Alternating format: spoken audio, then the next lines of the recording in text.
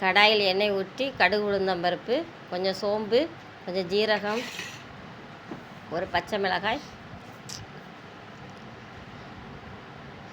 சிறிது கருவேப்பிலை, 2 பல் பூண்டு வதக்கவும், 4 வெங்காயம்,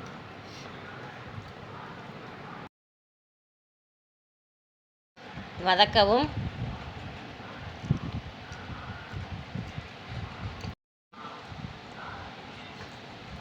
தேவையான அளவு உப்பு, வதக்கவும், ஒரு தக்காளி பொடியாக கட் பண்ணது, 1/4 ஸ்பூன் தனி மிளகாய்த்தூள், 2 ஸ்பூன் மல்லித்தூள், 1/4 spoon garam masala, 3 spoon குழம்புத்தூள், வதக்கவும், 1/2 tumbler தண்ணீர்,